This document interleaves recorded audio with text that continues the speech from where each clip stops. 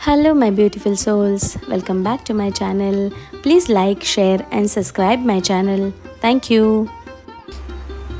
श्री शिवपुराण शतरुद्र संहिता 31वां अध्याय भिक्षुवर्य शिव अवतार वर्णन। नंदीश्वर बोले, हे मुनिश्रेष्ठ, विदर्भ नाम के एक नगर में सत्यरथ नामक राजा का राज्य था। वह भगवान शिव का परम भक्त था। एक बार उसके नगर पर उसके शत्रुओं ने आक्रमण किया। राजा सत्यरथ ने अपने शत्रुओं का सामना बहुत दृढ़ता से किया, परंतु वह युद्ध में हार गया। उसके शत्रुओं ने उसे मार डाला। राजा के मारे जाने पर सारी सेना भयभीत होकर तितर-बितर हो गई। उस समय विदर्भ नरेश की पत्नी गर्भवती थी। जब रानी को सारी बातें ज्ञात हुई तो अपने प्राणों की रक्षा के लिए उसने रात में ही नगर छोड़ दिया। भगवान शिव का स्मरण करते हुए रानी पूर्व की दिशा की ओर चली गई। बहुत दूर जाकर एक सरोवर के निकट एक सघन वट वृक्ष के नीचे अपनी कुटिया बनाकर वह रहने लगी। उसी स्थान पर रानी ने एक दिव्य बालक को जन्म दिया। एक दिन रानी अपने पुत्र को कुटिया में ही लिटाकर सरोवर से जल लेने गई और वहां उसे एक घड़ियाल ने पकड़ लिया। उधर वह बालक अकेला पड़ा भूख प्यास से व्याकुल होकर जोर जोर से रोने लगा। उस बालक को रोता देखकर भक्तवत्सल दयालु भगवान शिव को उस पर दया आ गई। उन्होंने एक गरीब ब्राह्मणी को प्रेरित कर उस स्थान पर भेजा। वह विधवा ब्राह्मणी उस स्थान पर पहुंची जहां वह बालक रो रहा था। उसको देखकर ब्राह्मणी का दिल द्रवित हो उठा। वह उस बालक के विषय में सोचने लगी कि अब इस बालक का क्या होगा। तभी भगवान शिव स्वयं भिक्षुक का रूप धारण कर वहां पहुंच गए और ब्राह्मणी से बोले, हे ब्राह्मणी, अपने मन में आने वाली शंका दूर करो। इस छोटे से बालक को उठा लो और इसे अपना पुत्र मानकर इसका पालन करो। तब उनके वचन सुनकर वह ब्राह्मणी बोली, ब्राह्मण, मैं तो स्वयं इस बालक को पालने के बारे में ही सोच रही थी, परंतु मेरा मन शंकित था। अब आपने मेरी दुविधा दूर कर दी है। अब मैं अवश्य ही इस बालक की माता बनकर इसे पालूंगी। पर मैं आपसे इतना जानना चाहती हूँ कि आप कौन हैं और कहाँ से आए हैं। यह बालक किसका है और इस सुनसान जंगल में कैसे आ गया है। भिक्षुवर, आपको देखकर मेरा मन बार बार कह रहा है कि आप दया और करुणा के सागर भगवान शिव हैं, जो अपने भक्त की रक्षा के लिए यहाँ आए हैं। मैं भी आपकी माया से मार्ग भटक कर यहाँ आ गई हूँ।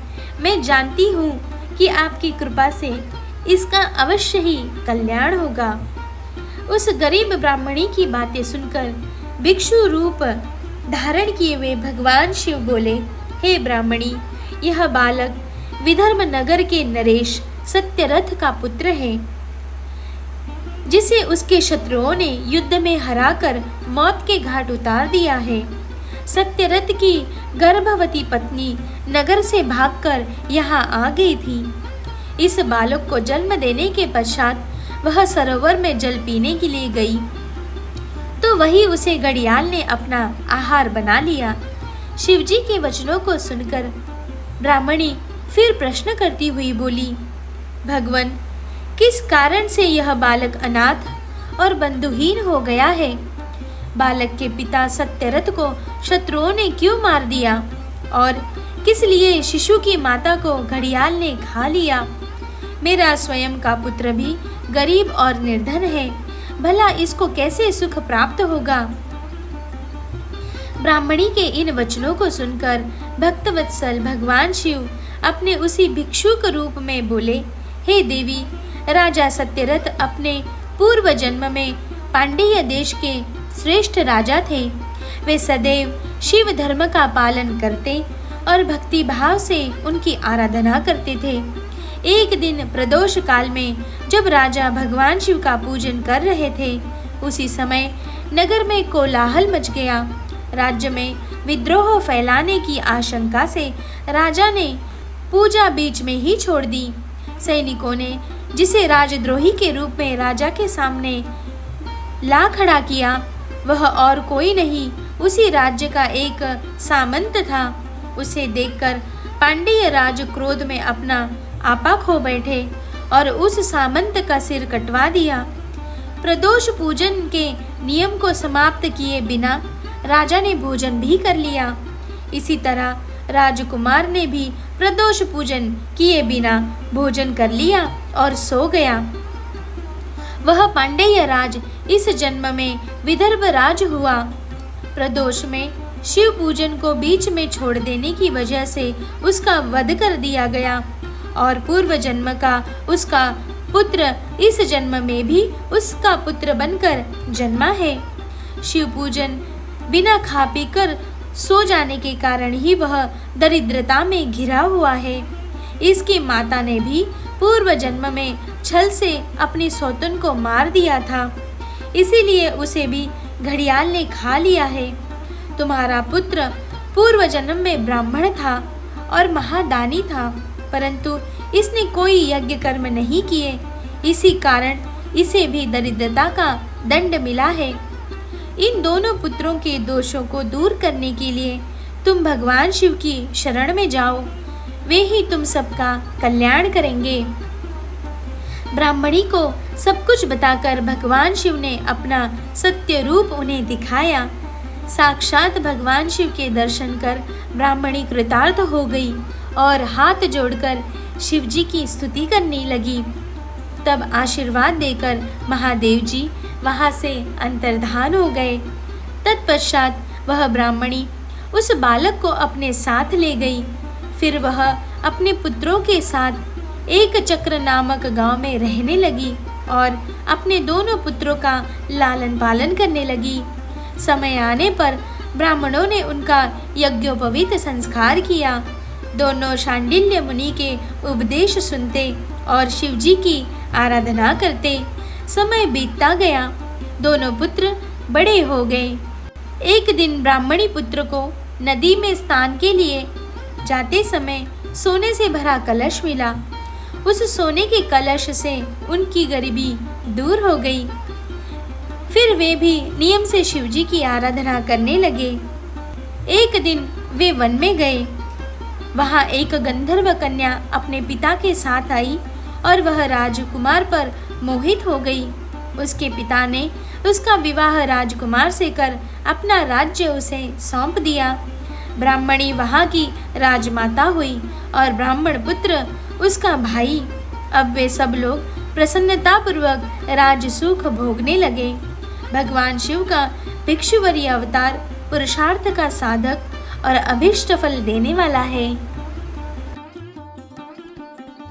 Hello my beautiful souls, welcome back to my channel. Please like, share and subscribe my channel. Thank you. Shri Shiv पुराण शतरुद्र संहिता 32वां अध्याय। सुरेश्वर अवतार।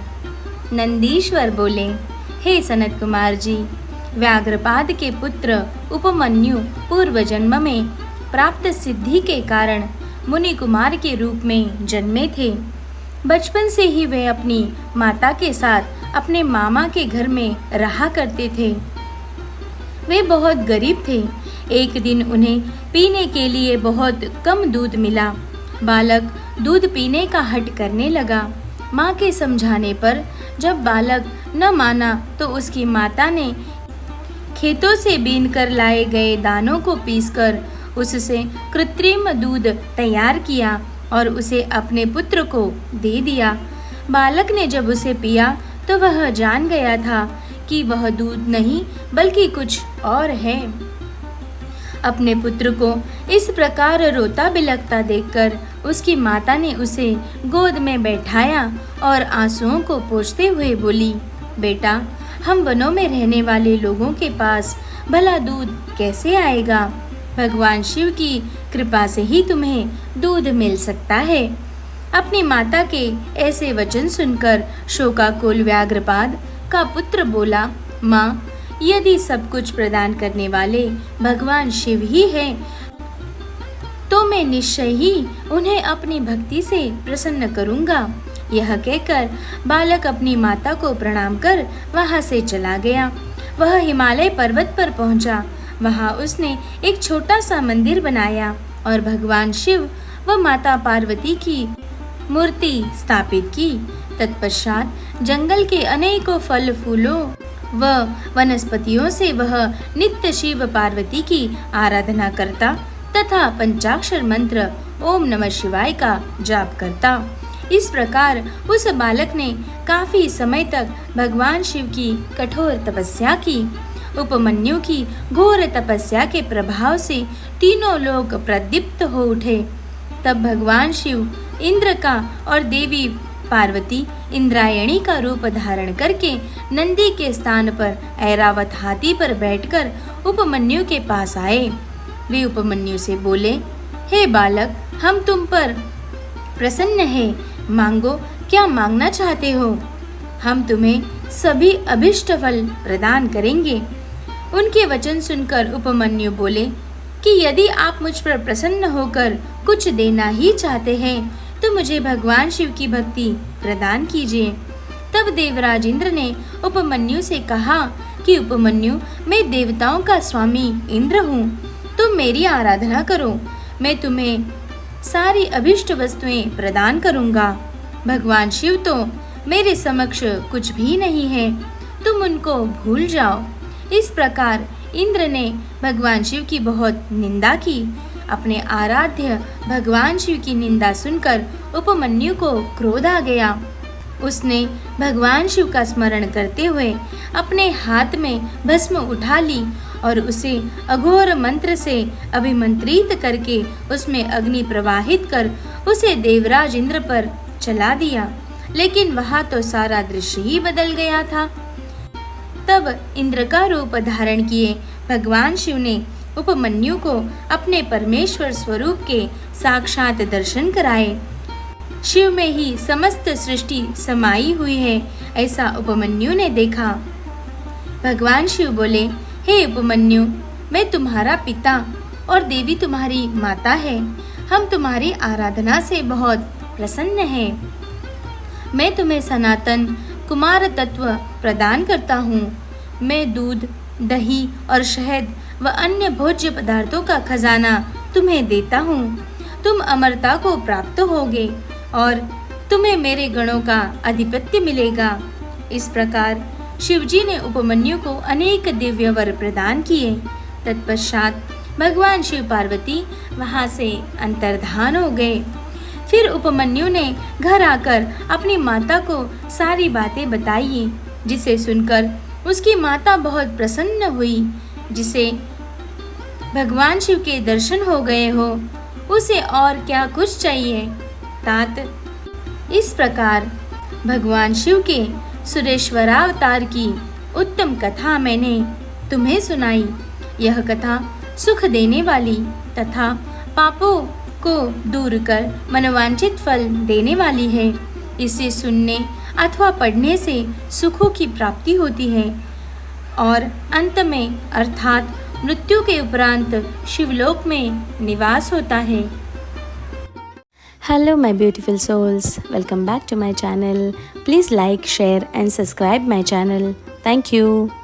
श्री शिव पुराण शतरुद्र संहिता 33वां अध्याय ब्रह्मचारी अवतार। नंदीश्वर बोले, हे महामुने, प्रजापति दक्ष की पुत्री सती ने जब अपने पिता द्वारा होने वाले यज्ञ में अपने पति देवादिदेव महाजीव का अपमान होते हुए देखा तो वही उसी यज्ञ में उन्होंने अपने प्राणों को त्याग दिया। तत्पश्चात वे गिरिराज हिमालय के यहाँ पार्वती के नाम से जन्मी अपनी सखियों के साथ वन में विहार करती। पार्वती के मन में देवर्षि नारद ने भगवान शिव को पाने की ललक जगाई। इस कार्य की सिद्धि के लिए देवी पार्वती ने भगवान शिव की आराधना और तपस्या करनी आरंभ कर दी। जब भगवान शिव को उनके इस उत्तम तप की सूचना मिली तो उन्होंने पार्वती जी के पास सप्त ऋषियों को भेजा। सप्त ऋषियों ने वहां जाकर देवी पार्वती की परीक्षा ली और भगवान शिव के पास लौट आए। शिव जी को प्रणाम कर उन्होंने वहां का सारा समाचार उन्हें सुनाया। सप्त ऋषियों से देवी पार्वती की तपस्या के विषय में जानकर त्रिलोकीनाथ भगवान शिव ने स्वयं उनकी परीक्षा लेने का निर्णय किया। शिव जी ने वृद्ध ब्रह्मचारी का वेश बनाया और पार्वती जी के आश्रम की ओर चल दिए। शिव जी ने अपने द्वार पर एक वृद्ध ब्राह्मण ब्रह्मचारी को आया देखकर देवी पार्वती ने उनको आसन पर बैठाया और उनका पूजन आराधन करने के पश्चात उनका आतिथ्य किया। तत्पश्चात वे उनसे पूछने लगी, हे महात्मा, आप कौन हैं और कहाँ से आए हैं? तब उन मुनि ने उत्तर दिया, हे देवी, मैं तो स्वच्छंद विचरण करने वाला एक साधारण तपस्वी हूँ। मैं सदा मानव सेवा में लगा रहता हूँ और दूसरों को सुख देने का कार्य करता हूँ। देवी, आप मुझे बताइए कि आप कौन हैं और इतनी कम उम्र में सब सुखों आदि का त्याग कर इस निर्जन वन में क्यों तपस्या कर रही हैं? तब देवी पार्वती उन ब्रह्मचारी रूप धारण किए भगवान शिव के प्रश्नों का उत्तर देते हुए बोली, हे मुने, मैं गिरिराज हिमालय और देवी मैना की पुत्री पार्वती हूँ। मैंने भगवान शिव को अपना सर्वस्व समर्पित कर दिया है और उन्हीं को अपने पति के रूप में पाने की इच्छा मन में लेकर मैं शिव जी की तपस्या कर रही हूँ ताकि वे मुझ पर अपनी कृपा दृष्टि कर मुझे कृतार्थ करें। देवी पार्वती के वचन सुनकर वे मुनि बोले, हे देवी, तुमने सारे देवताओं को जो कि अत्यंत सुंदर, सजीले और ऐश्वर्य संपन्न हैं, छोड़कर उस वैरागी, विकृतात्मा और जटाधारी भगवान शिव को अपने वर के रूप में चुना है। वे सदा अकेले रहते हैं और इधर उधर भटकते रहते हैं। इस प्रकार वह ब्रह्मचारी भगवान शिव की बहुत निंदा करने लगा। उस ब्रह्मचारी के मुंह से अपने आराध्य भगवान शिव की निंदा सुनकर पार्वती को बहुत क्रोध आया। तब वह बोली, हे मुने, मैंने तो आपको एक योगी तपस्वी जानकर आपकी पूजा और आराधना की थी, परंतु आप तो मूर्ख और धूर्त हैं जो परमेश्वर शिव के विषय में ऐसे विचार रखते हैं। आपने मेरे सम्मुख भगवान शिव की निंदा करके मुझे भी अपने पाप का भागी बना दिया है और मेरी तपस्या के सारे पुण्य को नष्ट कर दिया है। फिर वे अपने सखी से बोले कि यह ब्राह्मण है, इसलिए हम इसको इनकी करने का फल अर्थात दंड नहीं दे सकते। इससे पूर्व की यह फिर हमसे त्रिलोकीनाथ कल्याणकारी भक्तवत्सल देवादिदेव शिव की निंदा करें, हमें यह स्थान छोड़कर चले जाना चाहिए। यह कहकर देवी पार्वती अपनी सखियों के साथ उस स्थान से जाने लगी। तब परमेश्वर शिव ने उन्हें अपने साक्षात शिव स्वरूप के दर्शन कराए, जिस स्वरूप की आराधना पार्वती जी करती थी। उन्हें देखकर पार्वती जी बहुत प्रसन्न हुई और उनकी स्तुति करने लगी। तब भगवान शिव मुस्कुराते हुए बोले, हे देवी, मैं तुम्हारी उत्तम तपस्या से प्रसन्न हूँ। मैं तुम्हारी परीक्षा लेने के लिए ही ब्रह्मचारी का रूप धारण करके आया था। मेरे प्रति तुम्हारी श्रद्धा और भक्ति ने मुझे यहाँ आने पर मजबूर कर दिया है। मांगो, क्या मांगना चाहती हो? मैं तुम्हारी प्रसन्नता के लिए सब अभिष्ट तुम्हें प्रदान करूँगा। भगवान शिव के ये उत्तम वचन सुनकर देवी पार्वती शर्माते हुए बोली, हे भक्तवत्सल, आप तो तीनों लोगों के ज्ञाता हैं। भला आपसे भी कोई बात छिपी रह सकती है? फिर भी यदि आप मेरे मन की इच्छा जानना चाहते हैं तो मुझे अपनी पत्नी होने का वरदान दीजिए। तब भगवान शिव ने देवी पार्वती को उनका इच्छित वर दिया और उनका पाणी ग्रहण किया। इस प्रकार मैंने आपसे शिवजी के ब्रह्मचारी अवतार का वर्णन किया है। यह कथा सुख देने वाली और दुखों को दूर करने वाली है। Hello my beautiful souls, welcome back to my channel. Please like, share and subscribe my channel. Thank you. Shri Shiv पुराण शतरुद्र संहिता 34वां अध्याय। सुनट नर्तक अवतार। नंदीश्वर बोले, हे सनत कुमार जी, देवी पार्वती की कठोर तपस्या से प्रसन्न होकर जब भगवान शिव ने उन्हें दर्शन दिए, तब देवी पार्वती ने उनसे उनकी पत्नी बनने का वर मांगा। भगवान शिव ने प्रसन्नतापूर्वक उनका इच्छित वरदान उन्हें प्रदान किया। देवी पार्वती को वरदान देकर शिवजी अंतर्धान हो गए और पार्वती जी अपने घर वापस आ गई।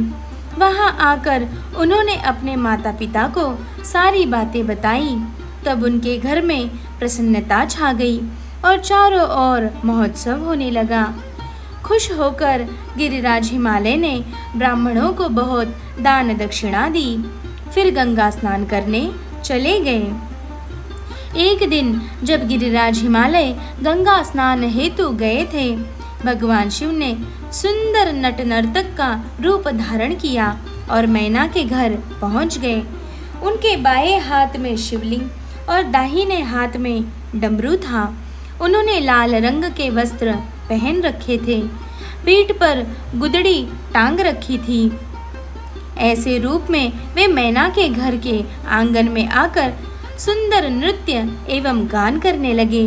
अपने डमरू को बजाकर वे अनेक प्रकार की लीलाएं दिखाने लगे। नगर के सारे वृद्ध, नर नारी और बच्चे प्रसन्नतापूर्वक उनका नृत्य देख रहे थे। महारानी मैना खुश होकर एक पात्र भरकर स्वर्ण मुद्राएं एवं रत्न नट को देने गई, परंतु नट के रूप में आए भगवान शिव ने उन्हें लेने से इनकार कर दिया और कहा कि यदि आप वाकई प्रसन्न होकर मुझे कुछ देना ही चाहती है तो अपनी पुत्री पार्वती का हाथ मेरे हाथ में दे दीजिए। उस नट नर्तक की बात सुनकर देवी मैना को बहुत क्रोध आया और वे नट को बुरा भला कहने लगी। उसी समय गिरिराज हिमालय भी गंगा स्नान करके वापस लौट आए। जब उन्हें इस बात का पता चला कि उन्होंने अपने सेवकों को उस नट को वहां से बाहर निकालने की आज्ञा दी, सेवक नट की ओर बढ़ ही रहे थे कि मायावर लीलाधारी भगवान शिव ने मैना और हिमालय को पार्वती सहित क्षण भर के लिए अपने दिव्य रूप के दर्शन कराए और अगले ही पल तेज कदमों में चलकर वहां से गायब हो गए। नट नर्तक के चले जाने के उपरांत देवी मैना और गिरिराज हिमालय बैठकर नट के विषय में बात करने लगे और उसकी लीलाओं की प्रशंसा करने लगे। तभी माया से मोहित उनको उस नट नर्तक के देवादिदेव महादेव भगवान शिव होने का ज्ञान प्राप्त हुआ। तब उन्हें बहुत दुख हुआ कि हमने अपने द्वार पर पधारे शिवजी का अपमान किया और उन्हें अपनी कन्या नहीं सौंपी। यह विचार कर दोनों बहुत दुखी हुए और अपने अपराध का प्रायश्चित करने हेतु भगवान शिव की आराधना करने लगे। उनकी भक्ति भाव से की गई पूजा से प्रसन्न होकर शिवजी ने देवी पार्वती का पाणी ग्रहण किया। यह शिवजी के नट नर्तक अवतार का महात्म्य मैंने तुम्हें सुनाया। यह वर्णन सब अभिष्ट फलों को प्रदान करने वाला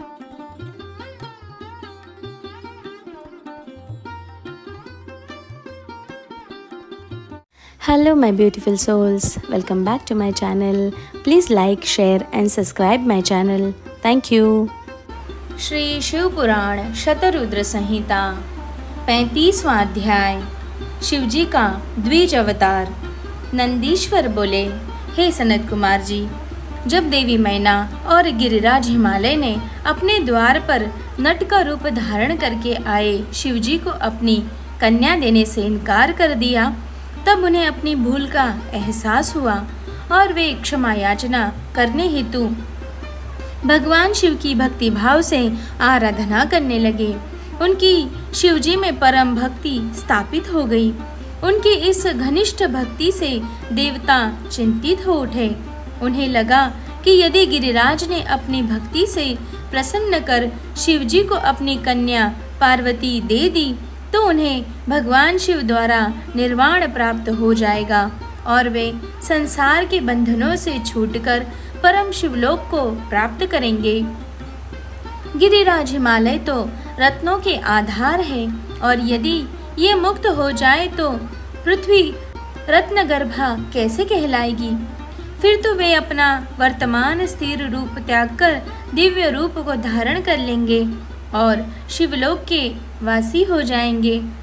यह सब सोचकर देवताओं को चिंता सताने लगी और वे अपनी समस्या का समाधान करने हेतु देवगुरु बृहस्पति की शरण में गए।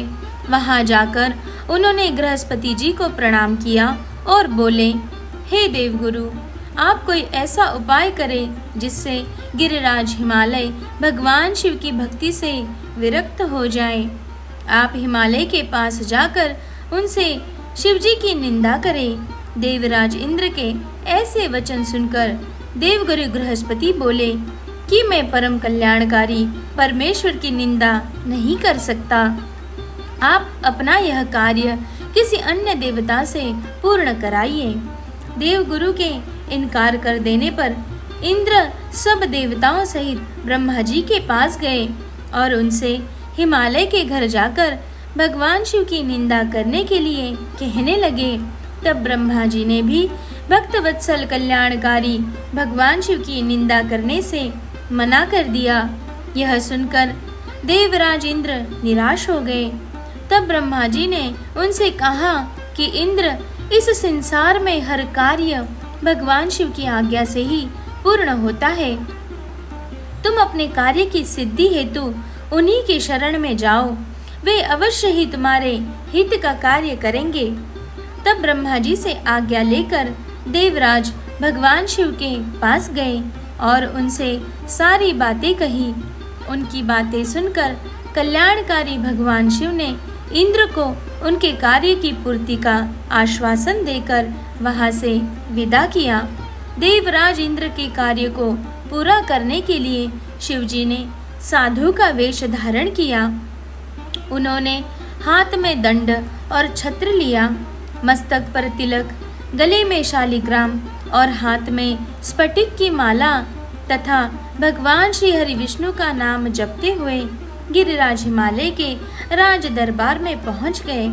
अपने दरबार में आए उन तपस्वी को देखकर हिमालय ने सिंहासन को त्याग दिया और वे स्वयं उन्हें प्रणाम कर यथा योग्य आसन देकर उनका परिचय पूछा। तब ब्राह्मण देवता बोले, हे गिरिराज, मैं एक तपस्वी ब्राह्मण हूँ और परोपकार व सेवा के लिए भ्रमण करता हूँ। अपनी दिव्य दृष्टि और योग बल से मुझे ज्ञात हुआ है कि आप अपनी लक्ष्मी स्वरूपा बेटी पार्वती का विवाह शिवजी से करना चाहते हैं, परंतु शायद आप यह नहीं जानते कि शिवजी कुलहीन, बंधु बांधवहीन, आश्रयहीन, एकाकी रहने वाले, कुरूप, निर्गुण, अव्यय, शमशानवासी, गले में सर्प धारण करने वाले हैं।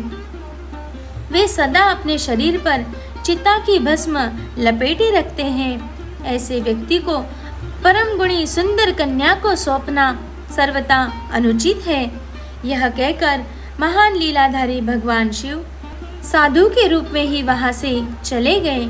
उनकी बातों का मैना और हिमालय पर गहरा प्रभाव पड़ा और वे भी भगवान शिव की भक्ति से विमुख होकर इस सोच में डूब गए कि आगे क्या करें। इस प्रकार मैंने तुमसे शिवजी के साधु वेशधारी द्विज अवतार का वर्णन किया।